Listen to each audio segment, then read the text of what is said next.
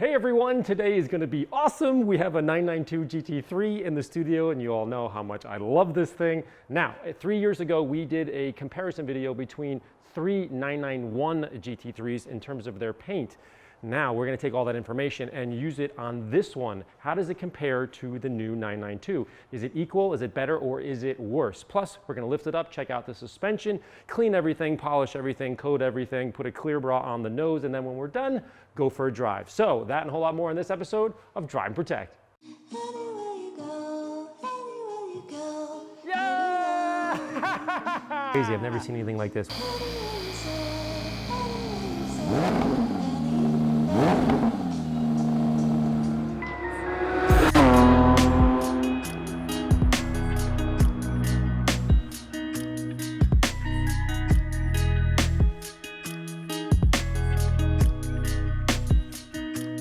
The first GT3 nameplate was introduced in 1999 on the 996 Porsche, of which approximately 1,868 were built.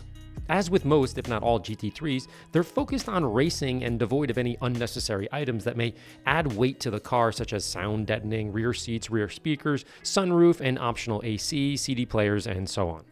As of today, there are 4 model GT3s, the 996, the 997, the 991, and of course now the new 992 with various generations within each model year, including the RS 4.0, and the Touring variants. The production numbers for the 992 are obviously unclear because it's brand new, but the 991.1 and the 991.2 are somewhere between the 15 and 16,000 cars produced number compared to just under 2,000 for the original 996 GT3. So it's very clear that there is a growing demand for this model 911. For now, let's compare the paint's quality and finish from the 991 to the 992. Based on the cars I've personally worked on, each model has slightly above average paint softness, which means any imperfections are relatively easy to repair by polishing, but the downside is they are equally easy to swirl or scratch because of that exact same softness. Next, of course, is the paint depth. The previous 991 had an average exterior paint depth around 5 to 5.5 mils, while the new 992 I tested had about 4 to 4.5 average depth. Now that's roughly a half a mil less on the brand new car. Now, before we jump to conclusions, some newer cars have less paint because the painting process and of course the paints themselves are stronger and more efficient as the technology advanced from one model year to the next. So more doesn't necessarily mean better and less doesn't necessarily mean worse. These are just the averages I found on these specific cars. Next, I measured the door jambs. Approximately 4 mils on the 991 and roughly 3.5 to about 4 on the new. Again, roughly about a half a mil less than the previous model, which is consistent with the difference in the exterior numbers as well. Now, with respect to the paint's finish, the previous 991 had plenty of swirls from wiping or touching, what we refer to as love marks in the finish, leftover sanding marks, dust nib removal, and pigtails from the repair and refinement process at the factory. The 992 also had swirls and minor love marks from improper wash or wipe or whatever, as well as one area with a bit of overspray that looks like little shiny dots in the camera lens you can see right here. Again, these are all relatively common and not really a huge issue to remove. Furthermore, it's unlikely that these issues can be undoubtedly linked to the factory. What I mean by that is it's likely it happened after it left Germany, as opposed to the sanding marks in the 991 episode. To me, that definitely happened at some point in some factory in Germany, so that's a huge difference for me. So far, they're basically the same. The difference between the old and new is on the refinement process. To me, the very last step of refinement on the 991 was not done very well, at least for the price and the prestige of the GT3 badge. Dust nibs, which are common in the painting process, were removed after the inspection, which is absolutely great because they were caught and they were repaired. Fantastic, wonderful. But the next step of refinement of those paint imperfections is where improvement could have been made from the last one to the new one, and it looks like they did. Okay, so if you remember from the 991 episode, there's a few differences in this one and the 992. First of all, there's no sanding marks. In the 991 episode, there was a ton of like somebody was denibbing something and then didn't work the sandpaper all the way down and kind of left round little maybe this size, 2-3 inch size marks around the car. So I thought that was pretty bad because that, in my mind, that was neglect. Now on this car, we don't have any of that. We just have straight up, they didn't maybe the last 10% polish it out properly. But what's interesting is right on this corner, right around here-ish, is where I'm finding those weird finger marks. I gotta talk to Kevin and figure out what those are. It seems like something from underneath.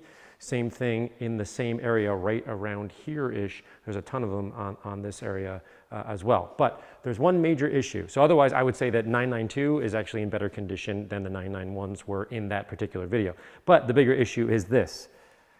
Who put this on? I mean, come on, man, I'll blur these out here, but you gotta level these out, dude. What's going on? You can't have them up and down. Oh, making me crazy. Otherwise, 992, in my opinion, is in much better condition, although it should be better. I think coming from the factory, it is far better than when the 991s came in.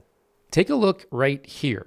As I move the camera back and forth, there are ghost marks in the paint that are nearly impossible to see without your face being 6 to 10 inches away from the paint. This is something new I haven't found before on Porsches, but I have seen it before on other new car deliveries.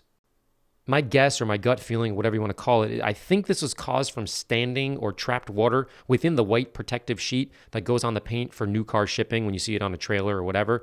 I think that's what's causing the issue, but if you have any ideas, please leave me a comment. Okay, so step one, of course, is to wash the car. One of the things that I think gets missed a lot is your wash bucket. Now, you clean it out, you hit it with a power washer, etc. But on a brand new car like this, I don't want to cause any more issues. So you take your bucket out, and then what I like to do is take the grit guard out. You're going to wash this separately, and just put like a little bit, just the tiniest bit of soap in there. And then you come in with your hand, and you just agitate the bottom. It's going to be like this sloppy. Take a look at that inside. See how it's kind of like real thick? Because there's no soap. I mean, there's no water in there. So I'm just kind of scrubbing the sides. And when I do that, I can actually feel a little bit of grit. So I know that's a bit of a, I don't know, over-exaggeration, but it's kind of not, especially on a brand new car like that. I don't need any problems. So I'm just going to clean the bucket out and feel for that soap. Feel for the grit. Then I can come in and wash the bucket out. Really kind of over-exaggerate, make sure it's clean, especially on a brand new car like this one, which we're about to wash. So once I'm done with this, I'm going to clean out the grit guard as well, and then put a couple, probably 4 or 5 microfiber towels, and it's not that dirty, and just kind of get all the grit off, play with the wheels, and then we can get into the polishing. Then repeat the same cleaning process with your wheel bucket and tools.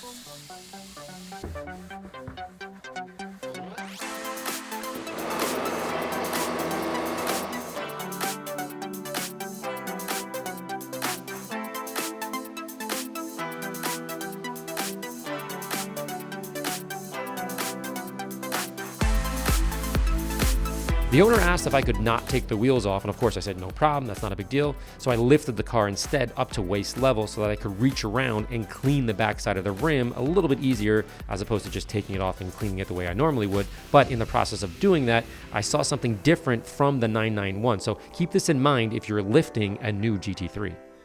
Now, one of the things you need to be careful with on new GT3s is they have these almost like canards or diffusers underneath. I can see right there, this is the front wheel, and the lift point is right here. So if you were just randomly to put a block right there, you are going to crush these without a doubt. So keep that in mind. Here is your lift point, so I have to put a block right here.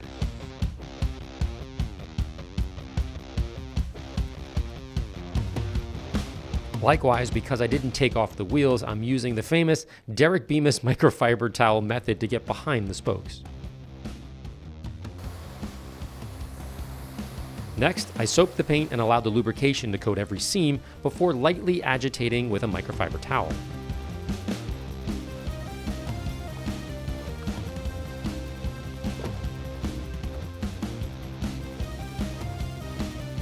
After a quick dry, I couldn't help myself, so I lifted the car all the way up on the lift to take a peek at the new multi-link, aka double wishbone front suspension derived from the 911 RSR race car. Super exciting. Okay, so this being a GT3 and my dream car, I had to pull it up, but we're not gonna really clean anything underneath. One, it's new, and two, if you look underneath here, it is completely flat. I mean, it's like so flat, it's kind of crazy. I've never seen anything like this. One thing that is super interesting that I have also never seen on a car is this many like windage trays or canards, or I don't know what exactly you'd call them, but Look at this one. Look how close it is to the actual tire. I mean, that to me, that's crazy. So it's scooping air and obviously throwing it into the brake ducts. Absolute, wow, yeah, look, it goes all the way up, scoops all the way up, and feeds behind the caliper. That is wild. Same thing with all this aero. I guess it's just intense aero to who knows. And if the car, from what I understand, has pretty similar horsepower, if not the same, and it kind of weighs the same, how does it get, 15 or 16 or 17 seconds faster on the Nürburgring? Obviously, the moral of the story here is the GT3 is all about the aero, and this being, I would imagine, some sort of engineering thing. We should call Jason and ask him, but I've never seen that before, and I've lifted a lot of cars, so just couldn't help myself. Ooh, there's another one back here too. Look at this. Another one for the rear brakes too. I don't think I've seen that before. And it goes right into the, look at that, it goes right into the rotor right here. Super cool. Lots of brake ducts going on in here, but ridiculously flat. That's like, there's another little scoop there. Oh, for exhaust. Cool the exhaust down. This thing is super trick. Wonder why it's that fast. Oof. I also found this wire in the front grille for what I'm guessing is the front aero. I don't know. I've never seen it before. Doesn't mean it doesn't exist, but I've never noticed one on a street car. I'm sure there's some GT3 expert out there, so let me know how this thing works if you know. On a very weird cleaning note, I'll say that the front grille on the new GT3 catches and holds more leaves than any previous model because of its aggressive grille style that makes it easy to get in and really hard to get out. So good luck if your OCD is on overdrive. This thing reminded me of like a crab trap. Like once they get in, it's really hard to get the leaves out. Oh!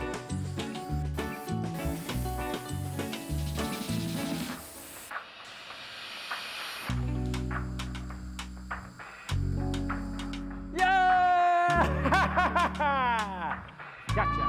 Okay, after the nerd out session and with the lift down, I started the paint polishing process. All right guys, I'm behind the camera and I'm polishing the roof. You can see this polish right here. As I was going through, you can really see on camera, hopefully, those marks right around here, right where the light is. Oh, look at that one streak there. There's tons of this all over the car. Now, is this a big deal? No, it's just somebody wiping it down, moving the car, getting it from the dealership, etc. So I'm polishing it, not a huge deal. The bigger issue is gonna be when we get to the quarter panel, when there's weird marks that are underneath the paint. Once I go over it, we're gonna see if we can get them out, if they're on top or underneath. I believe they're underneath and we're not gonna be able to fix that. So we're gonna cross that bridge when we get there. But for now, I gotta polish the rest of these little things out, and this is just a perfect example. That's why I wanted to stop and show you right there. For the deeper scratches, I used a microfiber finishing pad instead of a cutting pad, a finishing pad to increase the cut by a half step on super soft paint.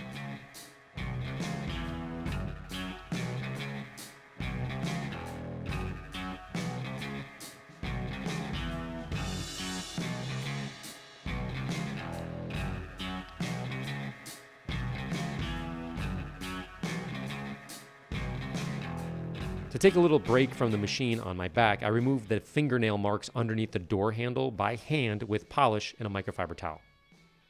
Then when I got back into it, I just focused on other isolated scratches around the car with my machine.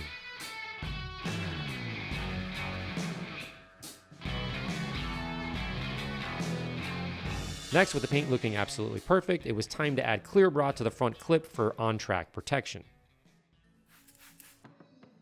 Hey guys, I wanted to give you a quick update on the car detailing simulator. The free-to-play demo version of the game is now going live, which means you'll be able to try the game for yourself and use the AMMO downloadable content, which includes the exact model of the AMMO studio with all the original artwork on the walls, all the products, tools, and exotic cars that you see in the videos. For more information, click the link in the description to check out the game on Steam.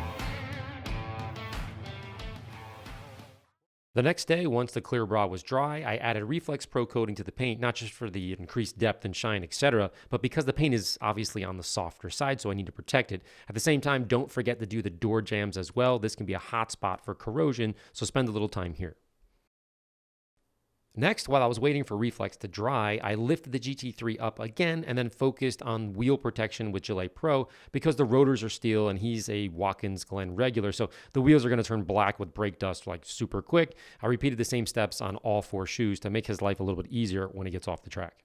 Okay, we're putting the finishing touches on the GT3 and it looks amazing. I just protected the wheels and now I'm playing with the trim, and I happen to notice right here there is a bit of a rock guard down below, if you can see. Now, I haven't seen it on earlier GT3s. It may have been there, maybe I didn't notice it, but it brings up a good point. Now, a lot of people email me and they say, hey, how come when a vehicle comes from the factory, especially one like this, super valuable, rare, etc., it has a little bit of orange peel in it. It's not perfectly flat, meaning detailers go in and they make it flat, and they make a show car, etc. The reason why that this is put in intentionally is if you bump it, you scratch it, you wipe it, you're loving on it, that kind of thing, you're washing it, you are going to put scratches in it. That's just part of life. And when you have orange peel in there, those scratches tend not to be so obvious. If you have the orange peel and then you flatten it out and it's perfectly dead straight, meaning a show car, and you put the tiniest little scratch in there, it's going to be like standing out like crazy. So why did I bring this up? Down here, if you notice, they put intense orange peel. Why? Because the tire is going to kick up. It's just part of GT3, sort of story. And all of this is going to be beat up, assuming there's no clear bonnet for this example here. All of this is going to get rock chips on it. That's just part of the deal. So they put extreme orange peel in here. So the reason I bring this up is it's a really good example of the benefits of actually having orange peel, because orange peel gets a bad name, a bad rap. Hey, there's orange peel in there. Yes, extreme orange peel, not a good look. You want to match, what we call texture matching. But this here is kind of a cool example. So I was walking around going like, oh, this could be a good thing to bring up. I've never seen this before. I think it's a little bit of a strange place to put it. I think they should have put it up a little bit more or put it down. It's kind of right in the middle of it, so my OCD is going a bit nuts. But anyhow, there is a little bit of orange peel, and for a good reason, they put it all the way down at the bottom, right here. Lastly, I scrubbed the window stickers with a scrub pad, or you can use a razor blade, before doing the regular routine of a squeegee, multiple towels, and so on. Just keep in mind, doing windows on a brand new car always takes a little bit longer because of the residue and the glue and the factory stickers, etc., so take your time. On the inside screen, I used Obey Screen Cleaner as it'll prevent finger smudges for up to a week. I final vacuumed, added mud tire dressing to the rubber, and we were ready to go.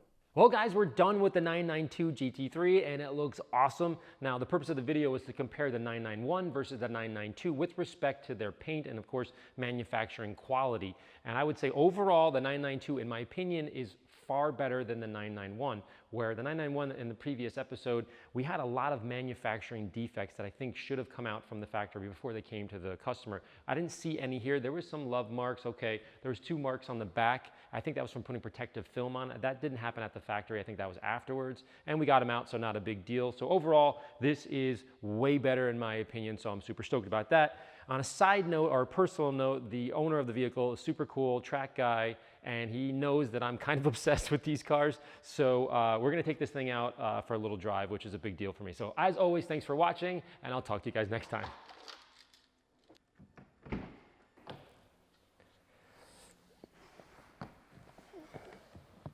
Oh, yeah.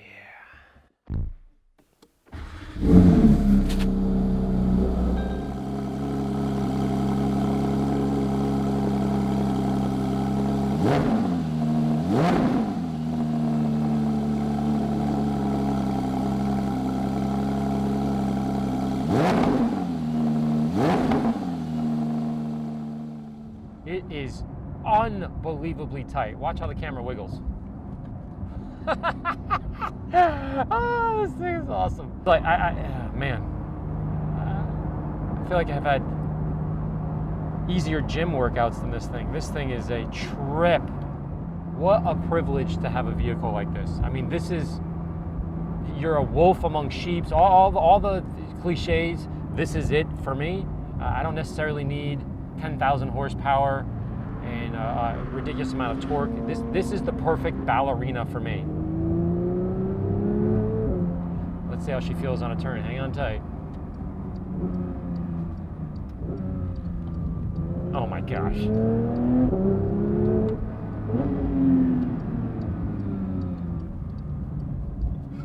Oh my gosh. Yes! Oh, Prius in the way. Holy cow, this is addicting.